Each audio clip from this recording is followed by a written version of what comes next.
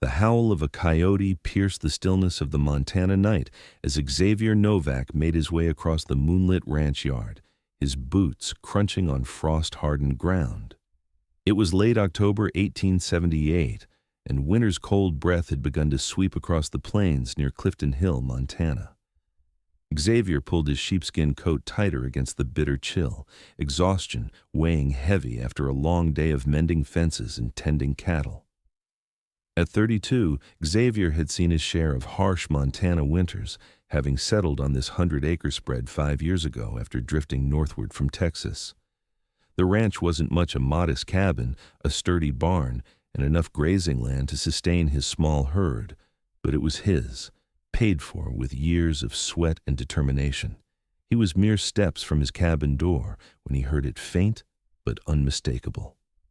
A baby's cry carried on the night air. Xavier froze, wondering if the wind was playing tricks. Then it came again, definitely from the direction of his barn. His hand instinctively moved to the revolver at his hip as he changed course. Raiders weren't common in these parts anymore, but a man didn't survive the frontier by being careless. The barn door stood slightly ajar, though he distinctly remembered securing it against the night's cold. "Hello?" Xavier called, pushing the door wider with his boot. "Anyone in here?" The only response was another weak cry. He struck a match and lit the lantern hanging just inside the door. The familiar smell of hay and livestock greeted him as the golden light spread through the space. His 2 horses shifted nervously in their stalls. The cry came again, and Xavier moved deeper into the barn. Lantern held high. In the farthest corner, partially hidden behind bales of hay, he found them a woman slumped against the wall, a swaddled infant cradled in her limp arms. "Madam?" Xavier approached cautiously. The woman's eyes fluttered open, revealing deep brown irises clouded with exhaustion and fear. Her face was pale beneath streaks of dirt, her dark hair falling in tangles around her shoulders. Though her clothes were filthy and torn, they'd once been finely made, not the garments of a settler or farmer's wife. "Please," she whispered, her voice barely audible. "Help us." Xavier knelt beside her. The baby squirmed and whimpered in its thin blanket. "I'm Xavier Novak. This is my ranch." He set the lantern down. "What happened to you, madam?" "Lily," she managed.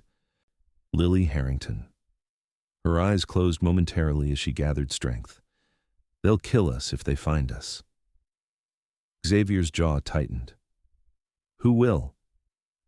Instead of answering, she tried to push herself up but collapsed back with a gasp of pain. "My son. Please, he hasn't eaten." The infant's cries grew more insistent. Xavier made a quick decision, reaching for the baby. "May I?" After a slight nod, he carefully lifted the child. "I'm taking you both to the house. Can you walk if I help you?" Lily attempted to rise again, but her legs buckled. Xavier could see now that her dress was stained with what looked like blood along one side. "You're hurt." He frowned, gently settling the baby back in her arms. "I'll carry you both." Fear flashed in her eyes. "How do I know I can trust you?" Xavier met her gaze steadily. "Madam, it's 15 degrees out, you're bleeding, and your baby needs food. Whether you trust me or not, you don't have much choice." Something in his direct manner seemed to reassure her. She gave a slight nod. As carefully as possible, Xavier gathered her in his arms, making sure the baby was secure between them. She was lighter than he expected, alarmingly so, and he could feel her trembling against him. The baby continued to whimper as Xavier carried them across the yard to his cabin. Inside, he quickly stoked the dying fire in the stone hearth and added fresh logs. The cabin was simple but neat, a main room with a table, 2 chairs, a rocking chair beside the fire, and a small kitchen area. A single door led to his bedroom. "I don't have a proper crib," he said, laying Lily gently on his bed. "But we can make something for the little one." "Benjamin," she whispered, looking down at her son. "His name is Benjamin." Xavier nodded. "I'll get some milk warming. I have a cow, so it's fresh. That should help him until we can get to town for proper supplies." Lily clutched his sleeve as he turned to go. "They can't know we're here. Please." Who, Mrs. Harrington? Who's after you? Her eyes darted to the windows as if expecting shadows to materialize. My husband's business partner. Marcus killed my husband. He'll kill Benjamin too, the rightful heir. Xavier frowned. You're a widow? I'm sorry for your loss, madam. He glanced at the baby, who couldn't be more than a month old. Rest now. You're safe here tonight. Tomorrow we'll figure things out. While the milk warmed, Xavier gathered clean cloths and his medical supplies. When he returned to the bedroom, Lily had managed to unwrap Benjamin and was checking him over with trembling hands. He's so cold, she murmured. Let me see that wound of yours first, Xavier said, setting down his supplies. Then we'll tend to Benjamin together. Lily hesitated, then nodded. With shaking fingers, she pulled aside her torn dress to reveal an angry gash along her ribs. It's from climbing through a broken window. We escaped 3 days ago. Xavier winced. The wound wasn't deep, but it was red and inflamed. This needs cleaning. It'll sting something fierce. I can bear it, she said, her chin lifting slightly. As he cleaned and bandaged her wound, Xavier learned that Lily was 24 and had been married to Thomas Harrington, a successful businessman from Helena. Benjamin was just 3 weeks old. Her husband had been murdered the week after Benjamin's birth, made to look like an accident. Marcus Whitfield was my husband's partner, she explained as Xavier finished bandaging her side.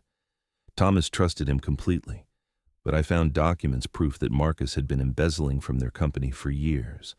When I told Thomas, he confronted Marcus privately. She paused, swallowing hard. The next day, Thomas was dead. A riding accident.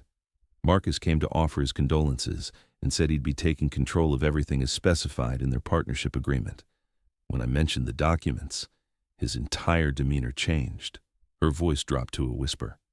He said no one would believe a grief-stricken widow, and that accidents happen to careless mothers and their infants too. Xavier's hand tightened on the cloth he was holding. So you ran. Lily nodded, her eyes filling with tears. I took what money and jewelry I could gather quickly, and Benjamin's things.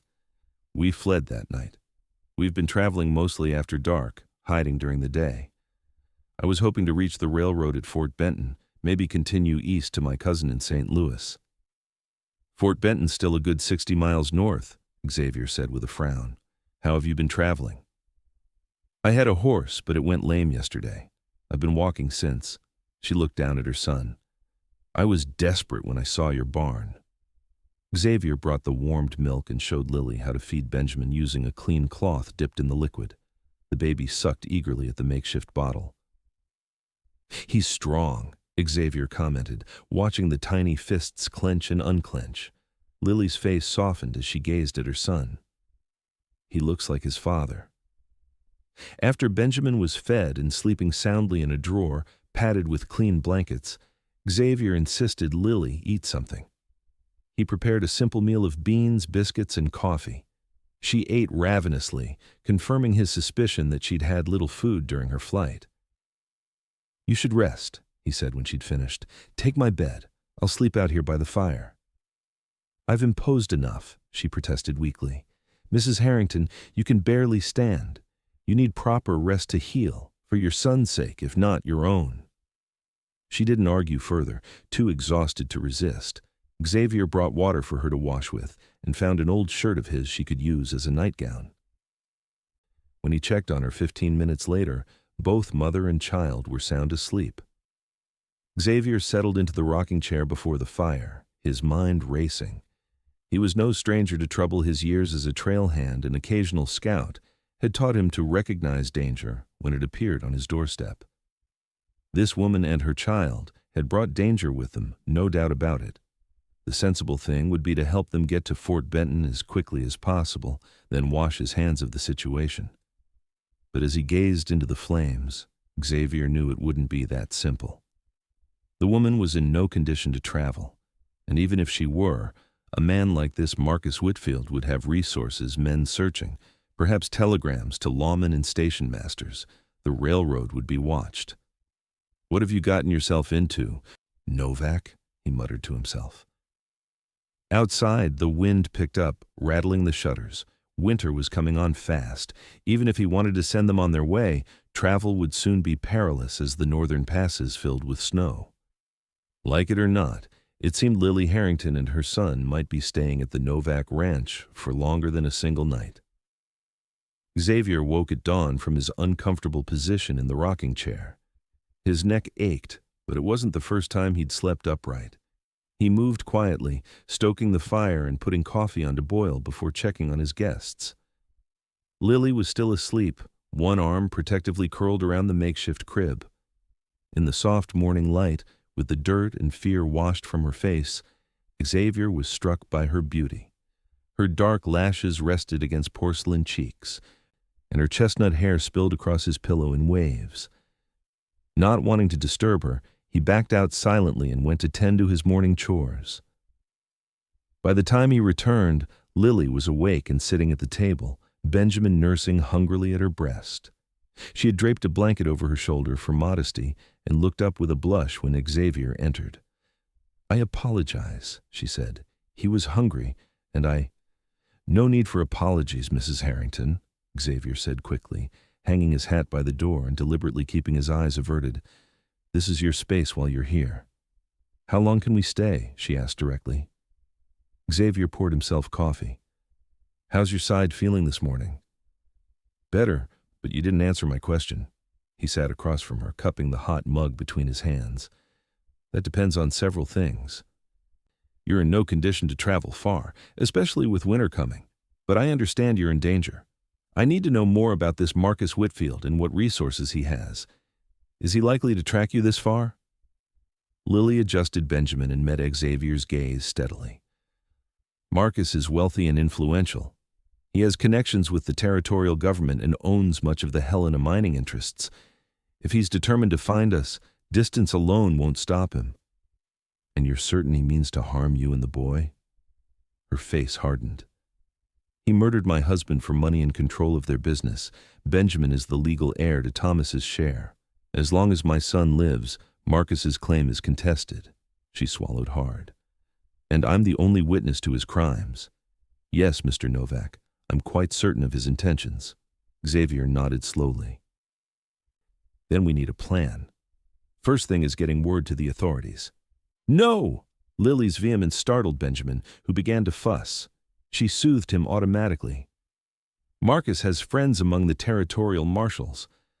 I don't know who to trust." "All right," Xavier said, thinking. "Then we need to get you somewhere truly safe, beyond his reach. But you're not strong enough to travel yet, and the passes will be snowbound within weeks." He made a decision. "You'll stay here until spring.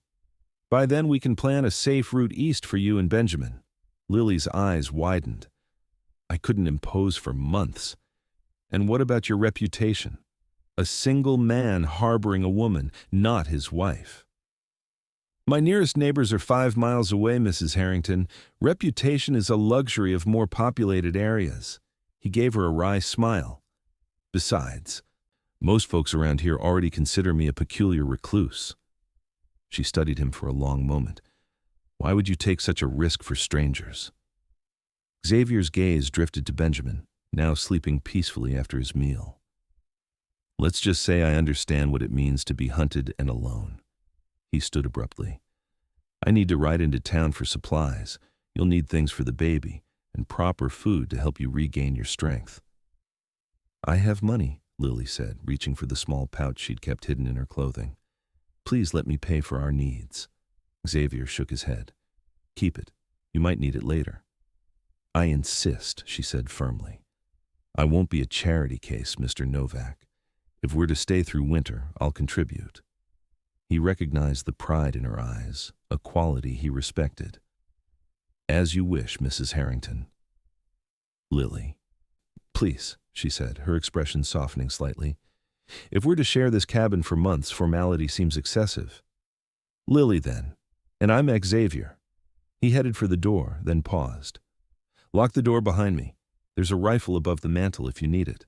She nodded, a flash of determination crossing her face. "I know how to shoot.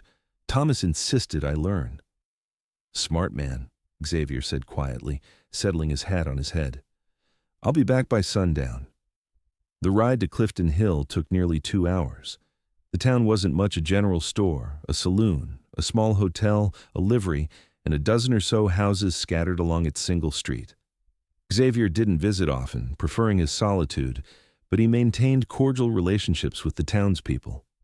At the general store, he purchased an abundance of supplies: flour, sugar, coffee, canned goods, dried fruits, and spices. Then came the more telling items: cloth diapers, baby bottles, a small tub for bathing an infant. The shopkeeper's wife, Mrs. Peterson, raised her eyebrows as she wrapped these items. "Taking up charitable work, Mr. Novak?" she asked, unable to contain her curiosity. Xavier had prepared for questions. "My sister's coming to stay a while with her little one," he said smoothly. "Her husband passed suddenly, and she needs time away from the memories." Mrs. Peterson's face softened with sympathy. "Oh, the poor dear. I didn't know you had a sister." "We haven't been close in years," Xavier replied, which wasn't entirely a lie. He did have a sister somewhere back east whom he hadn't seen in over a decade. "Well, if she needs anything, you let me know," the woman offered. "It's hard being a new widow with a baby." Xavier nodded, grateful for the woman's kind nature, even as he felt a twinge of guilt for the deception. "Much obliged, Mrs. Peterson." His next stop was the town's small doctor's office, where he purchased laudanum for pain, wound cleaning supplies, and tonics for strengthening the blood. Dr. Wells asked fewer questions, being a man who respected privacy, but he did offer some advice on caring for a nursing mother. "Make sure she gets plenty of hearty food meat when you can, eggs daily, and tea with milk might help her rest better." The doctor eyed Xavier curiously. "Your sister will need time to heal, both in body and spirit." "Yes, sir. I'll see to it," Xavier assured him, adding, "I'd appreciate your discretion about my family situation." Dr. Wells nodded. "Of course." Before heading back, Xavier stopped at the telegraph office and sent a message to an old friend in Helena, a former Texas Ranger named Samuel Bishop, who now worked as a private investigator. Without mentioning names, he inquired about any recent business scandals or suspicious deaths among prominent citizens. It was a risk, but he needed information if he was to help Lily properly. The ride back to the ranch was tense. Xavier couldn't shake the feeling of being watched, though he saw no one on the trail. He took a more circuitous route home, just to be certain he wasn't followed. When he finally arrived at the cabin, the sun was setting in a blaze of orange and purple. Smoke curled from the chimney, and the windows glowed with warm light. For a moment, returning to his home with its promise of company inside, Xavier felt a strange tightness in his chest. It had been many years since he'd had anyone waiting for him. He had just finished unloading the supplies when the cabin door opened. Lily stood there, the rifle held competently in her hands, though she lowered it when she recognized him. "You were longer than expected," she said, helping him with the last of the packages. "I was beginning to worry." The casual concern in her voice caught him off guard. "Took some extra precautions on the way back," he explained, stamping snow from his boots before entering. Inside, he found the cabin transformed. The floor had been swept, dishes washed and put away, and something fragrant simmered in a pot over the fire. Benjamin lay sleeping in his drawer bed, now lined with fresh cloths. "You've been busy," Xavier observed, shrugging out of his coat. Lily looked embarrassed. "I needed something to do. I hope you don't mind that I used some of your supplies to make stew." "Mind? It's been years since I came home to a hot meal I didn't have to cook myself." The words came out more earnestly than he'd intended. A small smile touched her lips. "It's the least I could do." She gestured to the table. "Shall we eat while it's hot? Benjamin just fed, so he should sleep a while." Over dinner, Xavier shared what he'd learned in town, which was little, but he'd set inquiries in motion. He also explained the story he'd created about a widowed sister coming to stay. "It's simpler than the truth, and folks around here are less likely to gossip about family helping family," he said. Lily nodded. "A wise precaution. If anyone comes looking, It gives us time. We should work out our story in detail, Xavier suggested. When did my sister marry? What was her husband's name? Where did they live before? Yes, of course. Lily's face grew pensive. It's strange, creating a false history when my real one has been torn away so completely. Xavier reached across the table without thinking and briefly covered her hand with his. We'll sort this out, Lily. One day at a time. She didn't pull away from his touch immediately, and when she did, it was with a gentle squeeze of acknowledgement. One day at a time, she agreed. That night established the pattern of their days to come. Lily took over the domestic duties of the cabin while regaining her strength. Xavier continued his ranch work and made weekly trips to town for supplies and information. November brought the first heavy snows, transforming the landscape into a vast white expanse broken only by the dark lines of fences and the silhouettes of bare trees. The isolation that had once been Xavier's choice became their sanctuary. One evening, 2 weeks after Lily's arrival, Xavier returned from tending the cattle to find her sitting before the fire, her eyes red-rimmed from crying. Benjamin slept peacefully in his drawer bed, which Xavier had now mounted on sturdy legs to create a proper crib. "What's wrong?" he asked, setting down his hat and gloves. Lily quickly wiped her cheeks. "It's nothing. Just, today would have been my 3rd wedding anniversary." Xavier nodded, understanding grief all too well. He pulled a chair beside hers. "Tell me about him, your husband." She looked surprised at the invitation. Most people avoided discussions of the departed, uncomfortable with others' pain. But Xavier's expression was open, genuinely interested. "Thomas was kind," she began hesitantly, then found her voice growing stronger. "Intelligent. He built his business from nothing after coming west from Boston.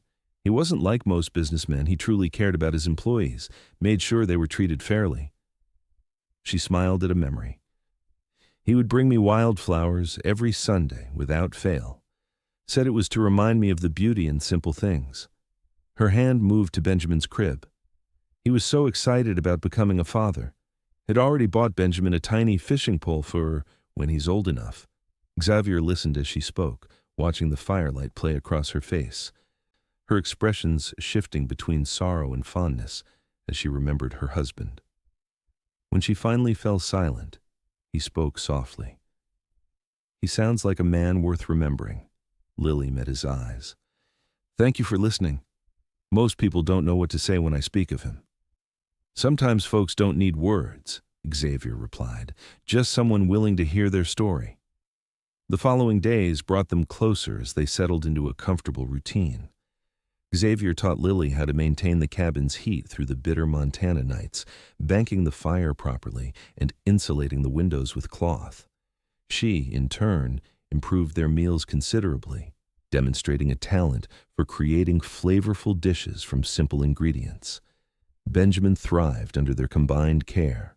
The baby grew stronger daily, his curious eyes tracking movement, his tiny hands reaching for anything within grasp. Xavier found himself increasingly drawn to the child, spending evenings entertaining him with homemade toys and gentle games. "You're good with him," Lily observed one night as Xavier rocked Benjamin, humming a low, tuneless melody that somehow soothed the fussy infant. Xavier looked down at the tiny face now peaceful in sleep. "Never had much experience with babies before. Guess some things come natural." "Did you ever want children of your own?" she asked, then immediately shook her head. "I'm sorry, that's too personal." "It's all right," he said, carefully transferring Benjamin to his crib. "I suppose I did once. Life took a different turn." "What happened?" Lily asked softly, drawn by the hint of old pain in his voice. Xavier was quiet for so long, she thought he wouldn't answer. When he finally spoke, his gaze was fixed on the fire. "I was engaged back in Texas. Her name was Sarah. We had plans a small ranch, horses, children." His voice remained steady, though his eyes reflected ancient grief. "There was trouble with cattle rustlers. I was deputy sheriff then, rode out with a posse. While we were gone, the rustlers doubled back to town for revenge. Lily's hand went to her mouth. Oh, Xavier. Sarah was visiting her friend that day. Wrong place, wrong time. 4 people died before the gang was brought down. He exhaled slowly. After the funerals, I couldn't stay there. Drifted north, worked ranches from Colorado to Montana, saved enough to buy this place 5 years ago. And you've been alone all this time, Lily said, her voice barely above a whisper. Xavier gave a slight shrug. Seemed easier that way.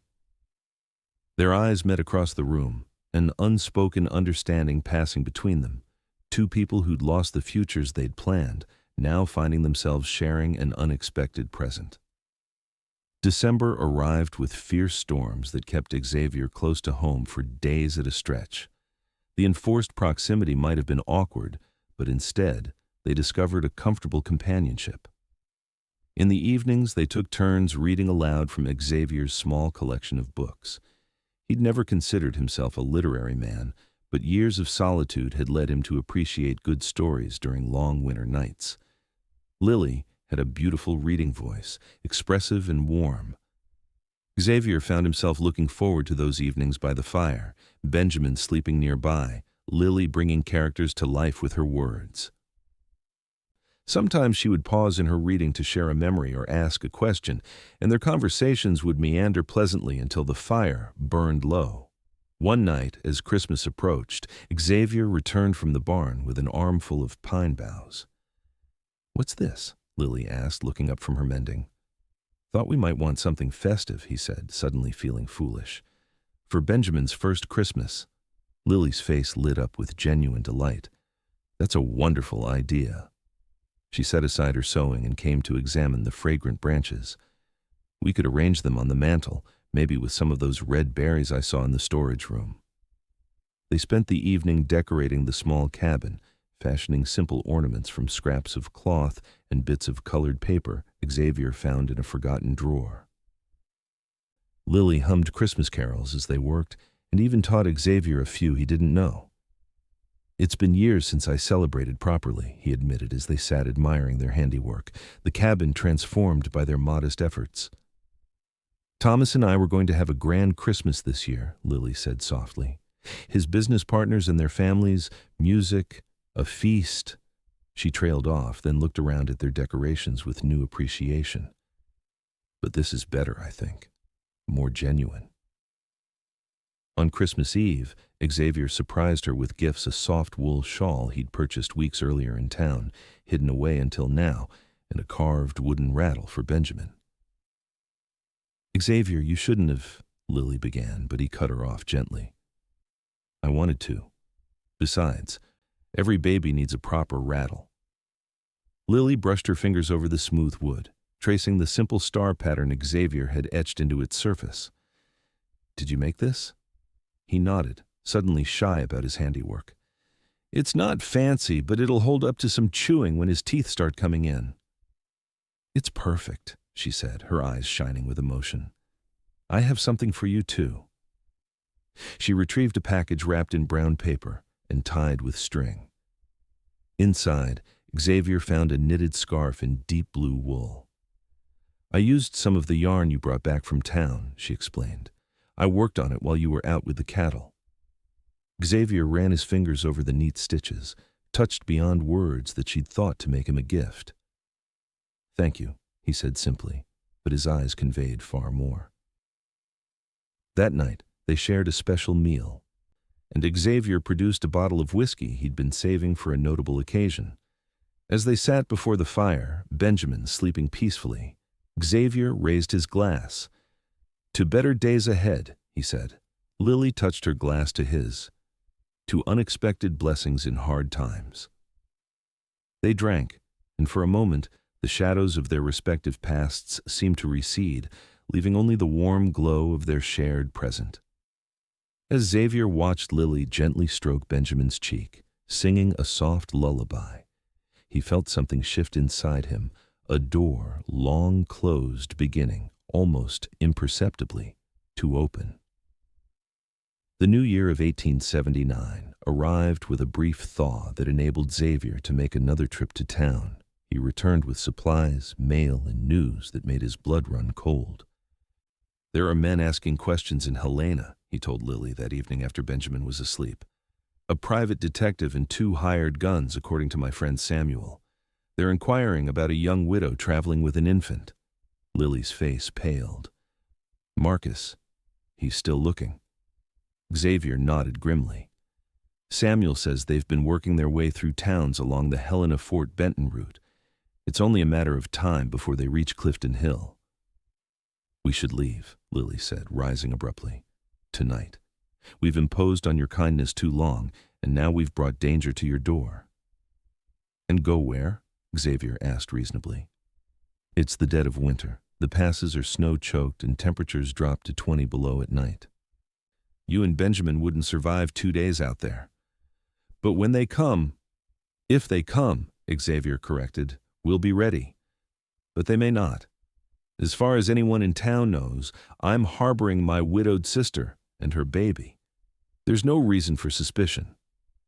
Lily paced the small room, agitation evident in every movement. "You don't understand what Marcus is capable of. If he finds us, he won't hesitate to kill us all. I can't have your death on my conscience, Xavier." He rose and gently caught her shoulders, stopping her pacing. "Lily, look at me." When she raised her eyes to his, he continued steadily. "I understand exactly what we're facing. I've dealt with men like Marcus Whitfield before, but I've also survived Montana winters, and I'm telling you there's no safe path out right now." His hands remained on her shoulders, warm and reassuring. "We stay put, maintain our story, and prepare for all possibilities. When spring comes, we'll have options. Until then, this is still the safest place for you and Benjamin." Lily searched his face, finding only resolve and calm certainty. Slowly, the tension eased from her body. "You're right," she conceded. "I'm sorry. Sometimes fear overwhelms reason." "Fear keeps us alert," Xavier said, finally dropping his hands. "But we can't let it rule our decisions." Later that night, unable to sleep, Lily found Xavier at the table, cleaning his revolver by lamplight. "You should rest," she said, wrapping her shawl tighter around her nightgown. He glanced up. "Just being thorough." He reassembled the weapon with practiced ease. "Everything quiet with Benjamin?" "Sleeping soundly." She sat across from him. "Xavier, there's something I need to say." He set the gun aside, giving her his full attention.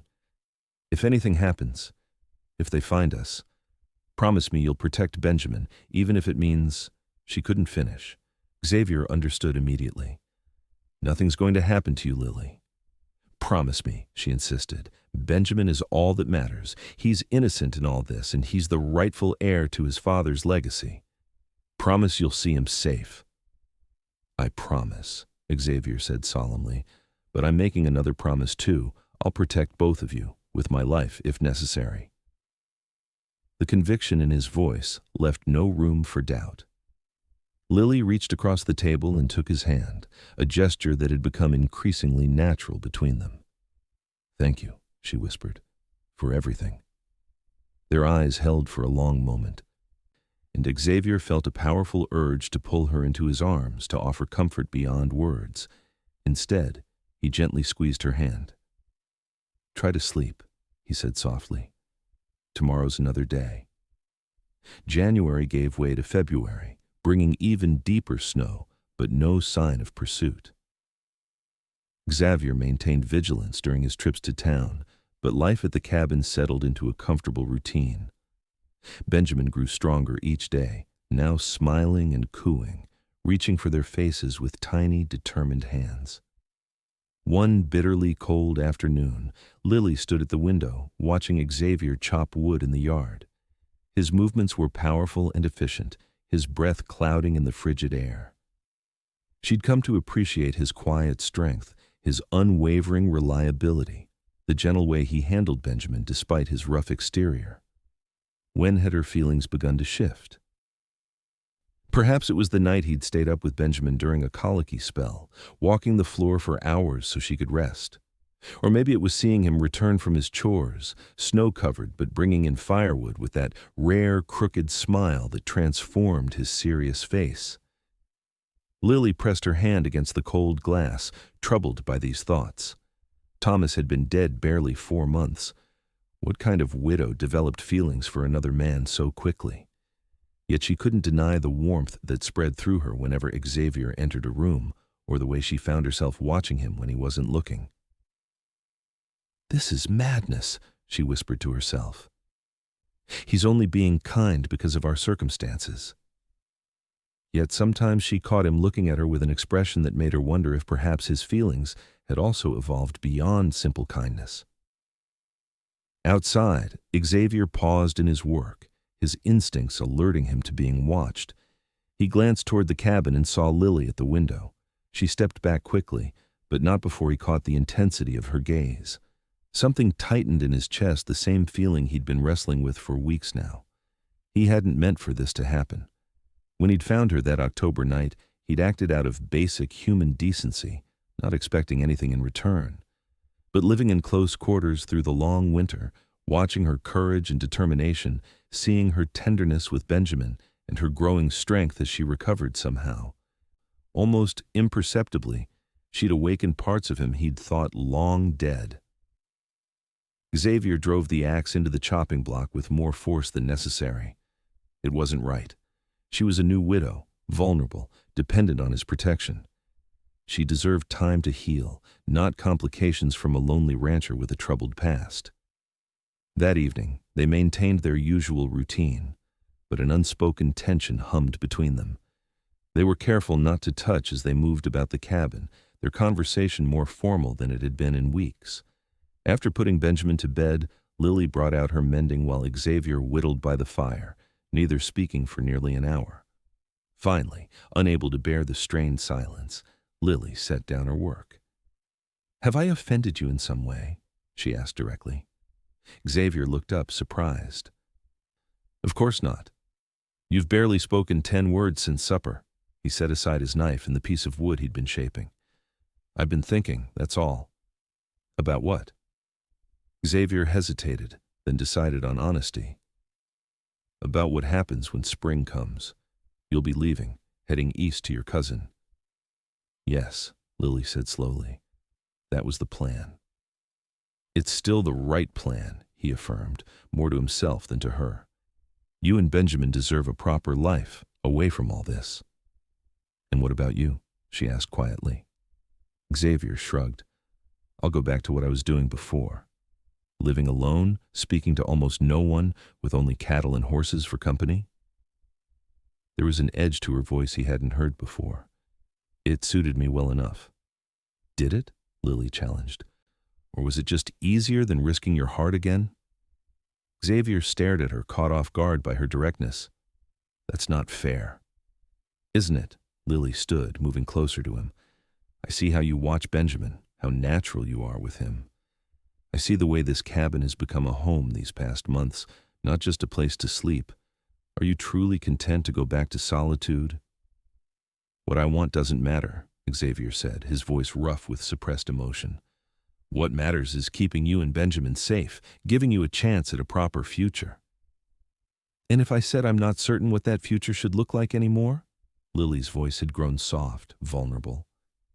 "If I said these months here have changed me, changed what I want?" Xavier stood abruptly, moving to put distance between them. "Lily, don't. You're grateful, that's all. Once you're safe, once you've had time to truly grieve Thomas and rebuild your life, you'll see things differently." "Don't tell me what I feel," she said firmly. "I loved my husband. I will always love him and honor his memory. But he's gone, and I'm still here, still living." She took a step closer to Xavier.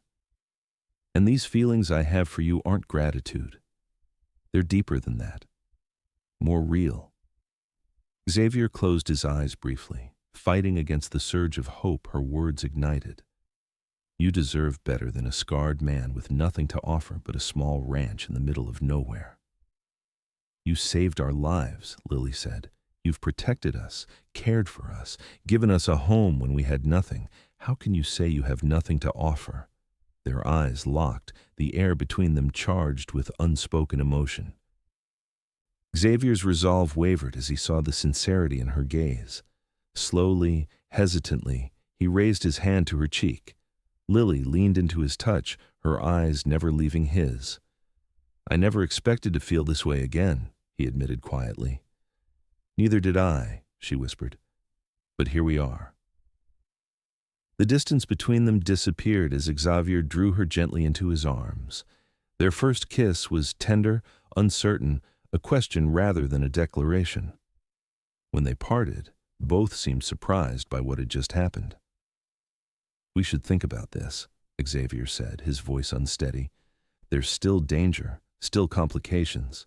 Lily nodded, though she didn't move from the circle of his arms. "Yes, we should think. But Xavier?" She looked up at him, her expression resolute. "I know my own mind and my own heart. Whatever comes next, whatever decisions we make, know that this is real for me." He pressed his forehead against hers, overwhelmed by emotions he'd kept locked away for years. "It's real for me too, Lily. God help me, but it is." Benjamin's cry from the bedroom broke the moment. Lily reluctantly stepped away, but as she turned to tend to her son, she brushed her fingers against Xavier's. "We'll talk more tomorrow," she promised. Xavier nodded, watching her go, his heart fuller and more frightened than it had been in a very long time. The following weeks brought a delicate shift in their relationship. Small touches became common hands brushing while passing dishes, fingers entwined briefly as they sat by the fire in the evenings. Their conversations grew deeper, each sharing more of their pasts, their hopes, their fears. Xavier told Lily about his childhood in East Texas, his years as a deputy, the grief that had driven him northward. She spoke of her upbringing in St. Louis, her love of books and music, her initial loneliness after marrying Thomas and moving west to Helena. With each passing day, their bond strengthened, though both were cautious, aware of the uncertainties still facing them. Xavier maintained his vigilance during trips to town, always alert for strangers asking questions. But as February melted into March with no sign of pursuit, they began to hope that perhaps Marcus Whitfield had lost their trail. One evening in mid-March, as a late-season snowstorm howled outside, Xavier put the finishing touches on a surprise he'd been working on for weeks. While Lily was bathing Benjamin, he set it up in the corner of the main room and covered it with a blanket. "What's this?" Lily asked when she emerged, Benjamin wrapped snugly in a towel. "Something I've been making," Xavier said, suddenly nervous. "For Benjamin." He pulled away the blanket to reveal a beautifully crafted cradle, made of smooth pine with gentle rockers and sturdy sides. He'd carved a pattern of stars and moons along the headboard, and fitted it with a small mattress stuffed with clean straw and covered in soft fabric. Lily gasped, her free hand going to her mouth. "Oh, Xavier, it's beautiful." She laid Benjamin in it carefully, and the baby immediately stretched his arms and legs, seeming to appreciate the extra space after outgrowing his drawer bed. "He approves," Xavier said with a smile, gently rocking the cradle with his foot. "And it'll last him until he's ready for a proper bed." Lily looked up at him, her eyes shining. "You made this assuming we'd still be here." Xavier's smile faded slightly. "I made it for Benjamin, regardless of where you end up. But I hoped.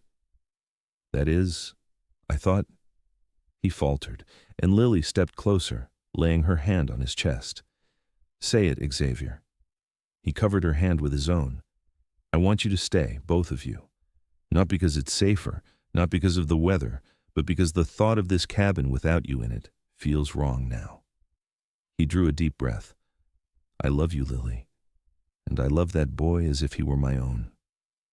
Tears filled Lily's eyes, but her smile was radiant. "I love you too. I've been afraid to say it, afraid it was too soon, that you might think less of me for loving again so quickly." "Never," Xavier said firmly, drawing her into his arms. "Love isn't something we control or schedule. It comes when it comes, and we're fools if we turn away from it." Their kiss was deeper this time, filled with the certainty of shared feelings finally acknowledged. When they parted, Xavier kept his arms around her, reluctant to let go now that he could hold her freely.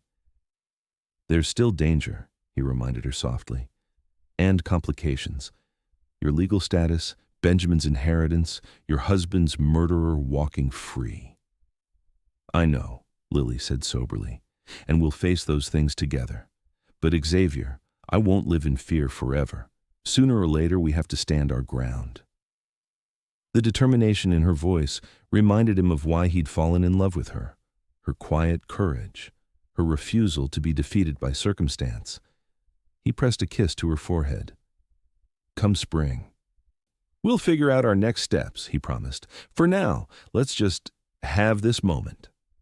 As March progressed, the snow began to recede, revealing patches of mud and the first hopeful green shoots. Xavier expanded his trips to town, gathering information about travel conditions and any news from Helena. On one such trip, he sent another telegram to his friend Samuel, requesting an update on Marcus Whitfield's activities. The reply came 2 days later, and Xavier read it with a mixture of relief and unease. "Whitfield currently in Denver. Stop business troubles mounting. Stop still has men searching Montana territory. Stop advise. Caution stop." "What does it mean?" Lily asked when he shared the news. "It means we have some breathing room, but we're not in the clear," Xavier explained. "If Whitfield is in Denver, he's not personally leading the search anymore, but he hasn't given up." They discussed their options long into the night. Traveling east to St. Louis remained the safest choice, but the idea of separation weighed heavily on both of them. Finally, Xavier proposed an alternative. "What if we went to Helena instead?" he suggested. "Not to hide, but to seek justice. With Samuel's help, we might find the evidence you mentioned, the documents proving Whitfield's embezzlement. If we could get those to the territorial governor or a federal marshal not in Whitfield's pocket." Lily considered the idea, both frightened and intrigued. "It would be dangerous. Whitfield has allies throughout Helena." "Yes," Xavier agreed, "but running forever is dangerous too. And if we succeed, Benjamin would have his rightful inheritance, and his father's murderer would face justice." "You would do this?" Lily asked, searching his face. "Risk everything for us?" Xavier took her hands in his. "Lily, you and Benjamin are my everything now. There's nothing I wouldn't risk for you." The simplicity of his declaration moved her deeply. She leaned forward and kissed him gently. "Then we go to Helena. Together." The plan took shape over the following days. Xavier would sell most of his cattle, keeping only a few breeding pairs. They would travel to Helena under assumed names, contact Samuel discreetly, and begin gathering evidence against Whitfield. If successful, they would take their case directly to the territorial governor, bypassing local authorities who might be corrupted. "And after?" Lily asked one evening as they sat on the porch, watching the sunset paint the newly visible mountains. Benjamin was asleep in his cradle inside, the door left ajar so they could hear him. "After what?" Xavier asked. "After justice is done one way or another. What then?" Xavier turned to face her, taking both her hands in his. "That depends on you, Lily. We could return here, expand the ranch, or sell it and start fresh somewhere else, California, Oregon, wherever you'd like. I'd follow you anywhere." Lily's eyes softened. "This is your home. I've seen how you love this land." "Home isn't just a place," Xavier said quietly. "It's the people you share it with." She leaned against him, her head resting on his shoulder as they watched the fading light. "I think Benjamin would make a fine rancher someday. He already loves watching the horses from the window." Xavier smiled, his arm tightening around her shoulders. "Is that a yes to staying?" "It's a yes to us," Lily clarified, tilting her face up to his. "Whatever that means, wherever that takes us." Their kiss was unhurried, filled with promise and certainty. When they finally parted, the first stars had appeared in the darkening sky. "There's something I need to ask you," Xavier said, his voice suddenly serious. "Something I've been thinking about for weeks now." Lily looked up at him, curious at his change in tone. "I know it's soon, maybe too soon, and I understand if you need more time." He took a deep breath. But I want us to be a proper family, Lily. I want to give Benjamin my name, to be his father in every way that matters." He squeezed her hands gently. "Will you marry me? Not just for safety or convenience, but because I love you more than I ever thought possible." Tears welled in Lily's eyes, but her smile was radiant in the twilight. "Yes," she whispered. "Yes, Xavier Novak, I will marry you." He pulled her close, his own eyes suspiciously damp. "I promise you won't regret it." "I know," she said simply, and in her voice was the absolute certainty of a woman who had found her true north after being lost in a storm. April brought warmer weather and final preparations for their journey. Xavier sold most of his cattle to neighboring ranchers, keeping only enough livestock to maintain the ranch's basic operations in their absence. He hired a local youth to check on the property weekly, explaining that he was taking his sister and nephew to visit relatives for a few months.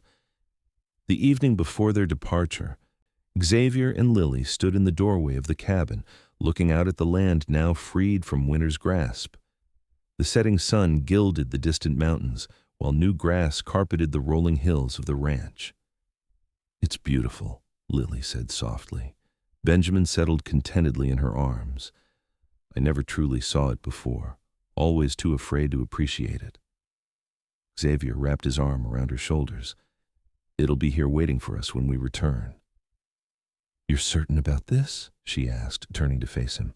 "About risking everything to confront Whitfield?" "I'm certain about you," Xavier replied simply. "The rest we'll handle as it comes."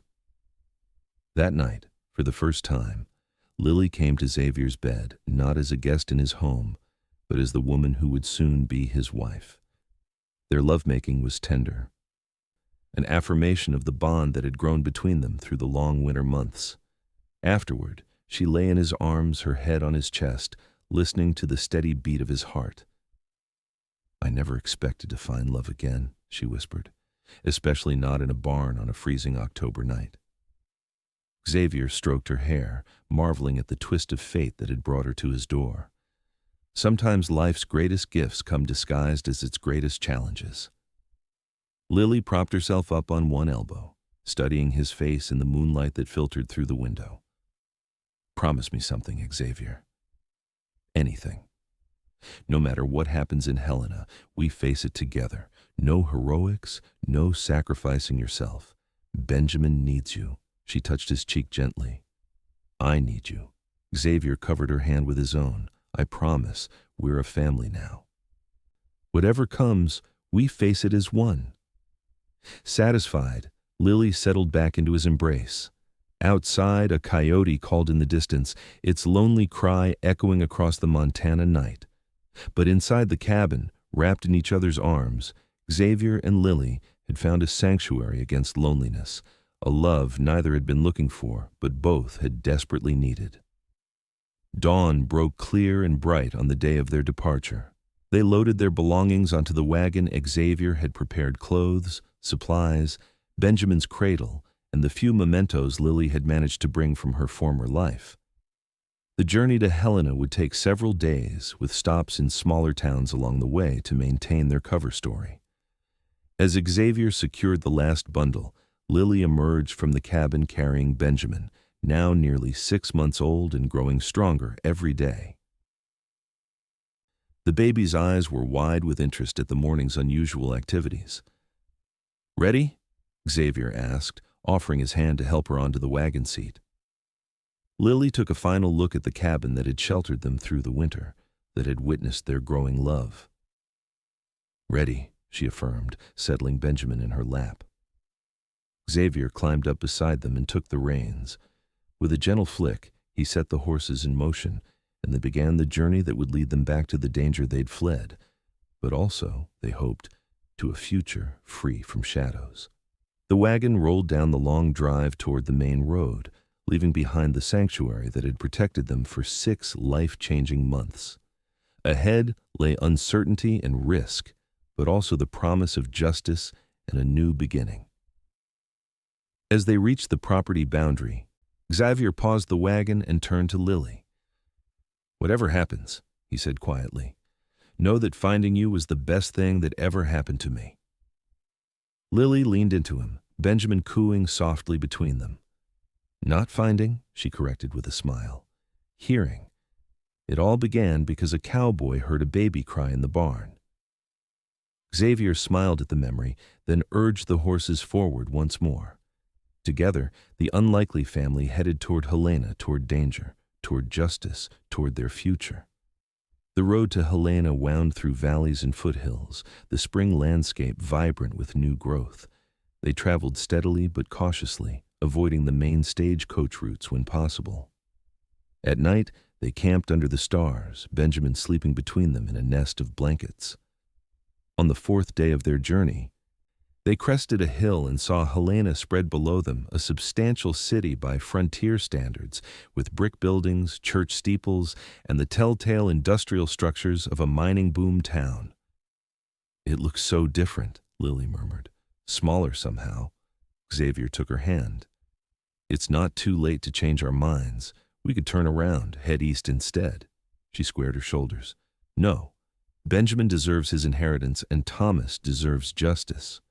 Her grip tightened on Xavier's hand. Besides, I'm tired of running. They entered the city at midday, the streets bustling with activity.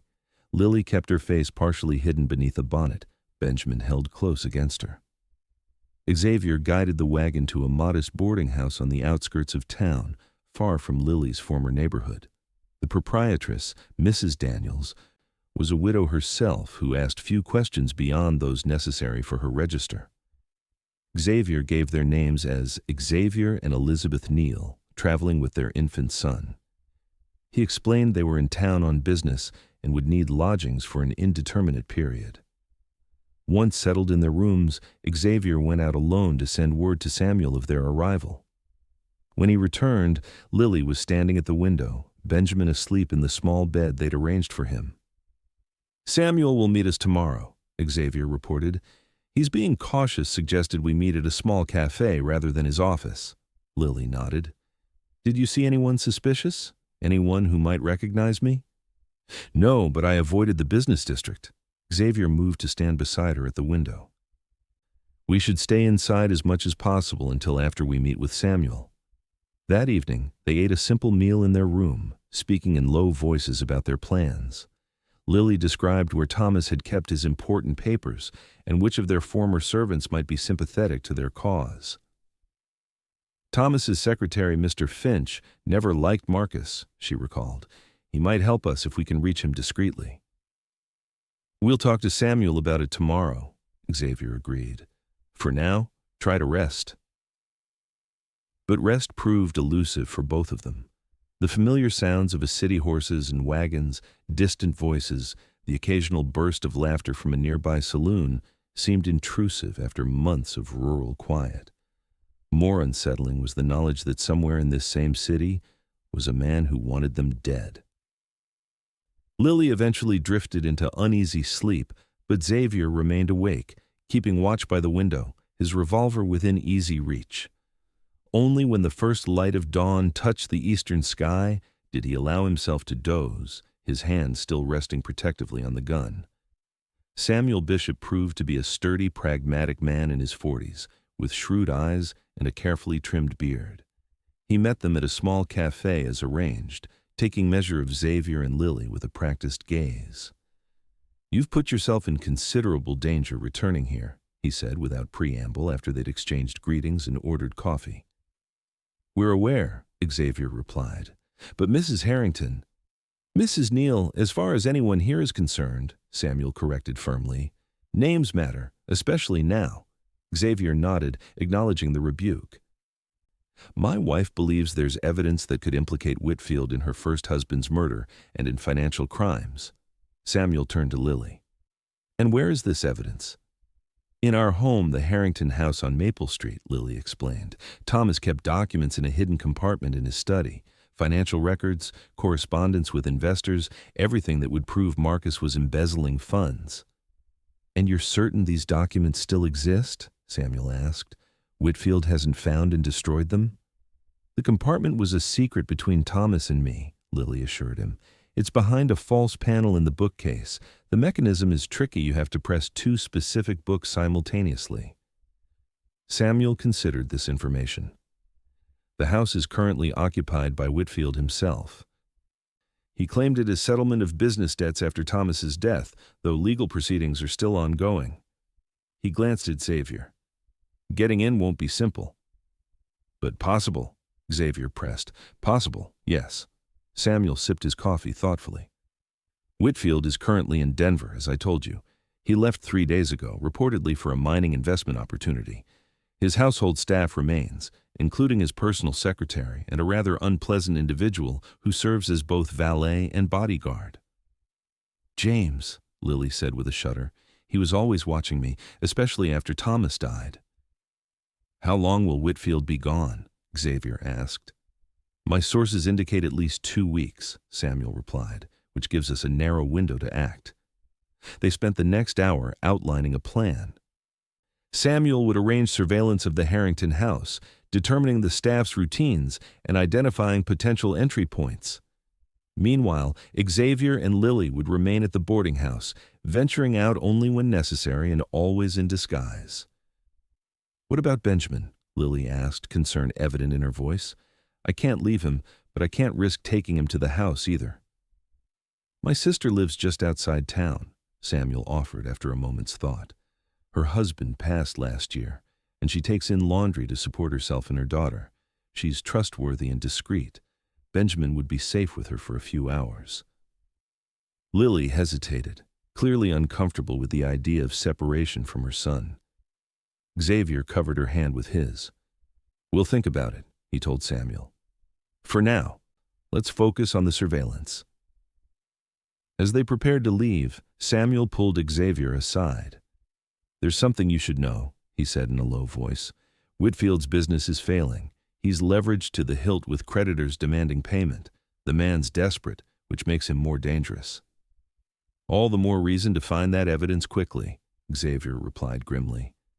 Just be careful, Samuel warned. Desperate men do desperate things. 3 days of careful planning followed. Samuel's intelligence proved invaluable. He identified the staff's schedules, confirming that the house was minimally attended between 2 and 4 in the afternoon when the housekeeper went to market, and the remaining staff took their leisure time. The secretary leaves for lunch at the same time each day, Samuel reported. And Whitfield's man, James, typically visits a certain establishment on Baker Street during those hours. A brothel?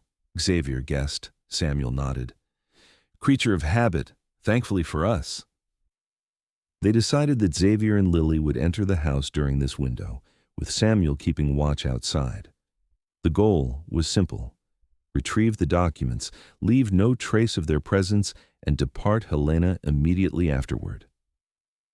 The night before their planned entry, Lily sat beside the small bed where Benjamin slept, gently stroking his dark hair. I'm afraid, she admitted when Xavier joined her, not just of being caught, but of what comes after. If we succeed, if Whitfield faces justice, what kind of life can I give Benjamin? The scandal will follow us. Xavier knelt beside her. We'll go where no one knows us, start fresh, build something new. He took her hands in his. And Benjamin will grow up knowing his mother was brave enough to stand up for what was right, even when it was difficult. Lily leaned forward, resting her forehead against his. How did I get so fortunate finding you? I ask myself the same question every day, Xavier replied softly. The following afternoon found them approaching the Harrington house from the garden side, where high hedges provided cover from neighboring properties.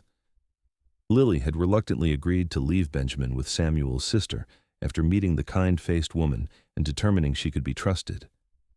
Now, dressed in simple, nondescript clothing that wouldn't draw attention, Lily led Xavier toward a side entrance that the kitchen staff often left unlocked during fine weather. Her heart pounded painfully in her chest as they neared the house she'd once called home. It's unlocked, she whispered as she tried the door, just as Samuel said it would be. They slipped inside, finding themselves in a pantry adjoining the kitchen. The house was quiet, with only the ticking of a grandfather clock disturbing the silence. Lily moved confidently through the familiar spaces, leading Xavier toward Thomas's study at the front of the house. The study was much as Lily remembered it, leather-bound books lining the walls, a massive oak desk dominating the center, the faint scent of tobacco lingering in the air. But personal touches had been removed. Thomas's collection of geological specimens was gone, as were the family photographs that had once adorned his desk. "It's here," Lily said, moving to a bookcase along the far wall.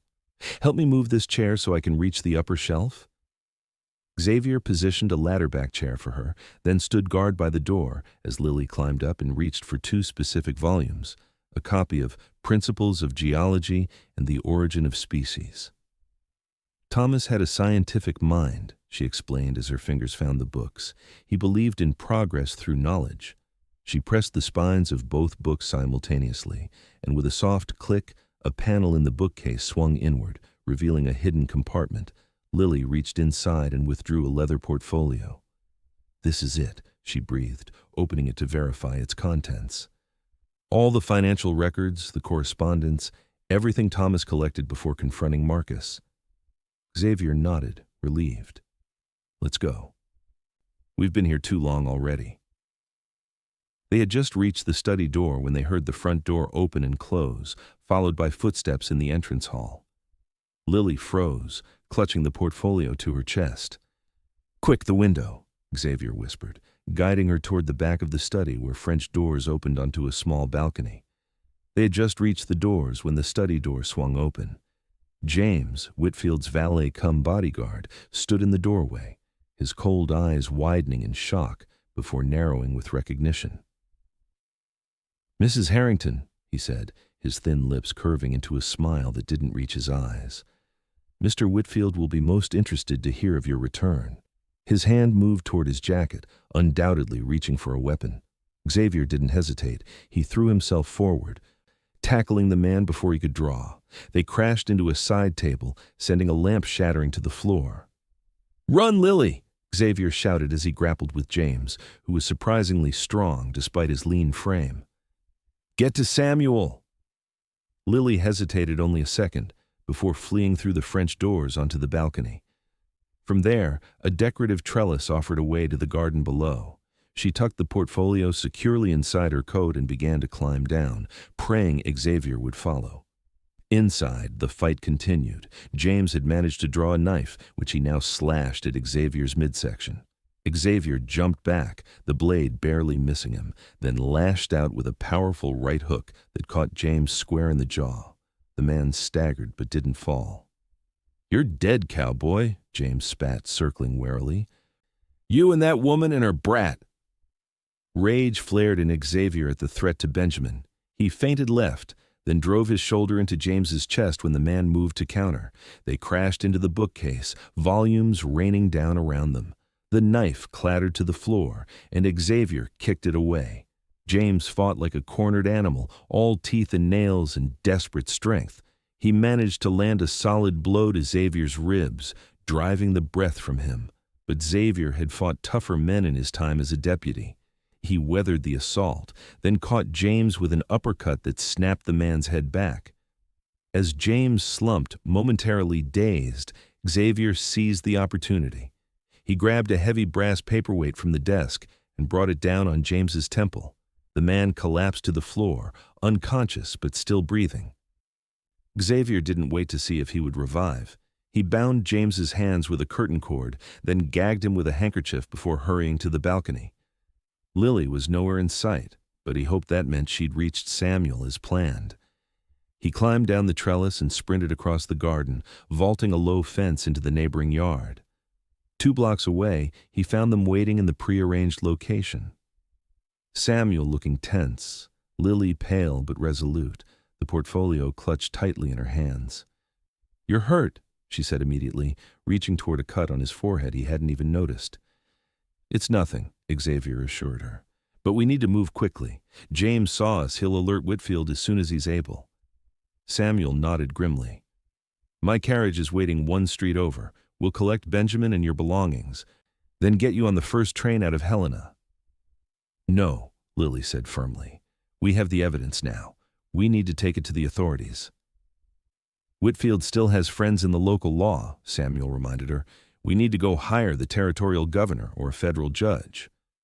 The governor is in Virginia City this week, Xavier said. It's our best chance.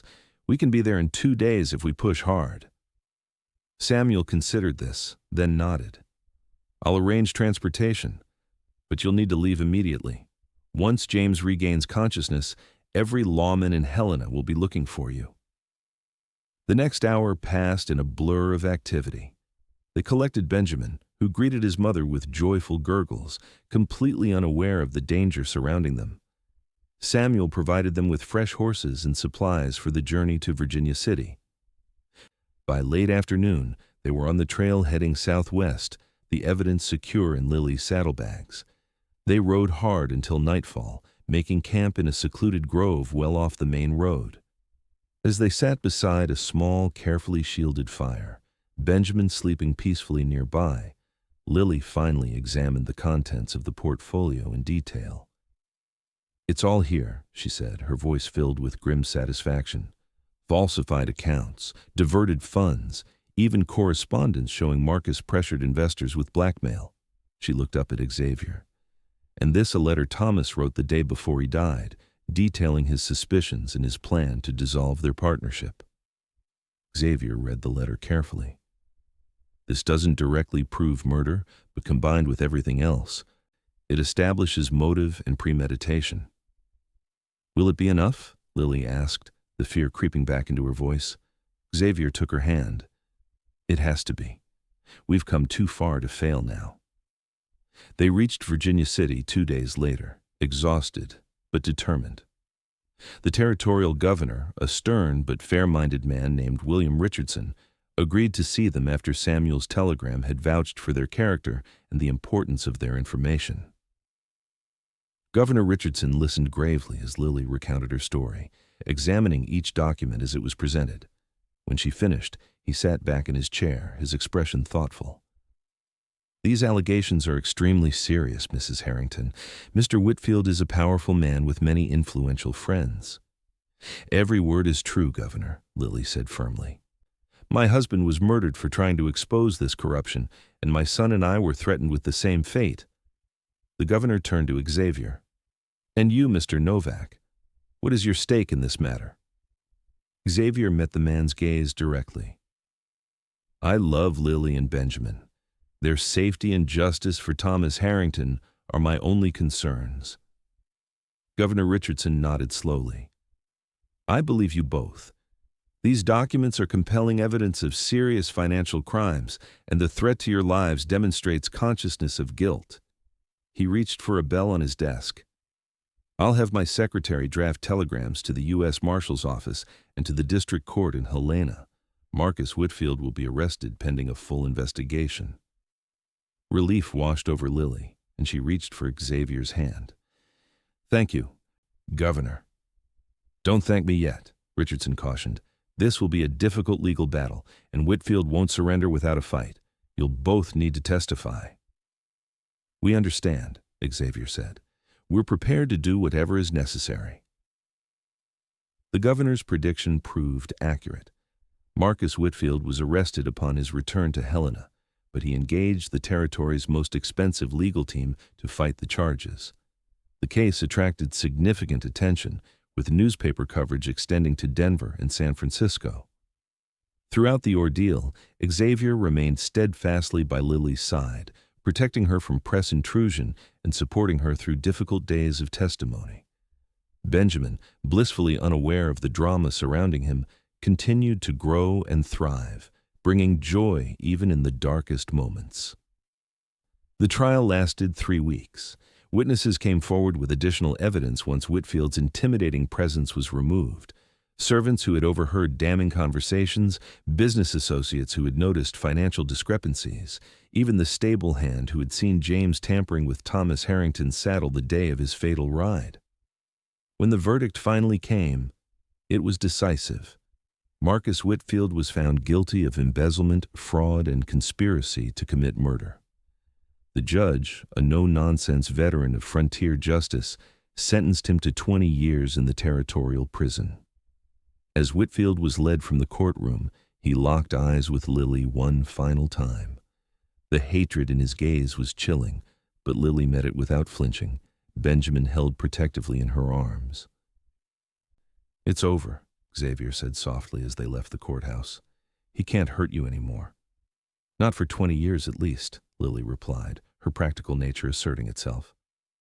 Xavier smiled, wrapping his arm around her shoulders. "By then, Benjamin will be a grown man, and we'll be old ranchers with a dozen grandchildren underfoot." The legal aftermath took another month to resolve. With Samuel's help, Lily reclaimed her husband's assets from Whitfield's control. The Harrington house was sold, the business restructured under competent management, and a trust established for Benjamin's future. By the time late summer arrived, they were finally free to return to the ranch near Clifton Hill. The journey north felt like a homecoming, the familiar landscape welcoming them back.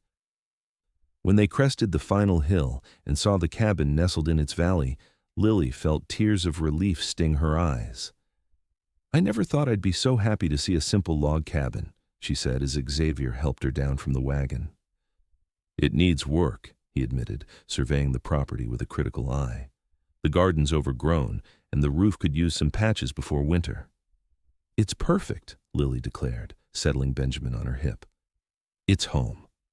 That evening, as the sun set over the Montana mountains, Xavier and Lily sat on the porch steps, Benjamin playing with wooden blocks at their feet. The peaceful silence was broken only by the distant lowing of cattle and the rustling of wind through the tall grass. "I was thinking," Xavier said, his arm comfortably around Lily's waist. "We never did get around to that wedding we talked about." Lily leaned into him. "We've been somewhat preoccupied with fighting for justice and clearing my name." "True," Xavier conceded, "but now that those matters are settled." He shifted to face her directly. "I meant what I said, Lily. I want us to be a proper family.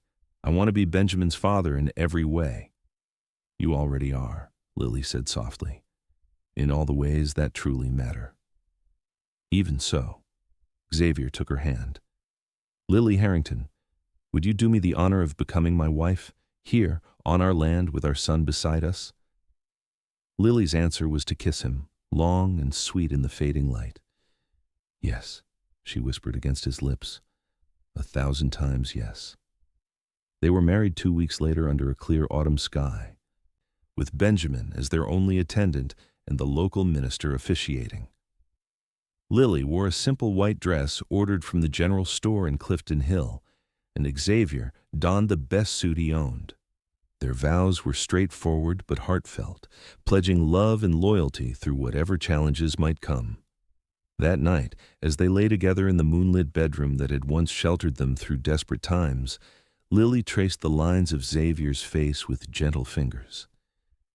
"If someone had told me a year ago that I would find such happiness after such tragedy, I wouldn't have believed them," she murmured. Xavier captured her hand and pressed a kiss to her palm. "Life has a way of surprising us, sometimes with sorrow, sometimes with joy. And sometimes," Lily said, settling into his embrace, "with a cry in the darkness that leads exactly where we need to go." As they drifted toward sleep, Benjamin's soft breathing a gentle counterpoint to the night sounds outside, Xavier reflected on the extraordinary chain of events that had brought them together. One cold October night, he'd heard a baby cry in his barn and found a woman too weak to stand. Now she was his wife, the baby his son, and the future once so bleak and solitary, full of promise and love. In the years that followed, the Novak ranch prospered and expanded. Xavier's skill with cattle and horses, combined with Lily's head for business, created a successful operation that became known throughout the territory. Benjamin grew into a strong, intelligent boy with his mother's determination and his adoptive father's quiet dignity. When he was 5, a sister joined the family, Rose Novak, born on a snowy December night with her father pacing nervously outside the bedroom door. 2 years later, twin boys Thomas and James Novak completed their family. The cabin expanded accordingly, with Xavier adding rooms and modern conveniences as their means allowed. Through it all, the bond between Xavier and Lily only strengthened, their love deepening with shared joys and occasional sorrows. On the 10th anniversary of their first meeting, Xavier surprised Lily with a special gift, a silver locket containing miniature portraits of their 4 children. "To remind you of the greatest treasures that came from that night in the barn," he said as he fastened it around her neck. Lily touched the locket reverently, then looked up at the man who had saved her life, loved her son as his own, and given her a future she had never dared imagine. "I don't need reminders," she said softly. "Every day I wake beside you is a reminder of how fortunate I am, how blessed our family is." She reached up to touch his cheek, now bearing the distinguished silver at the temples that she found so handsome. "I love you, Xavier Novak." "And I love you, Lily Novak," he replied, drawing her into his arms, "every day more than the day before." As the sun set over their ranch, painting the mountains in gold and purple, the sounds of children's laughter drifted from the yard where Benjamin was teaching his younger siblings to lasso a fence post. Inside the warm kitchen, a stew simmered on the stove, filling the air with savory aromas. It was, by any measure, a good life, one built from courage and sacrifice, sustained by love and determination. Neither Xavier nor Lily took a single day of it for granted, remembering always how their story began, with a cowboy who heard a baby cry in the barn and found not just a woman too weak to stand, but the future his heart had been waiting for.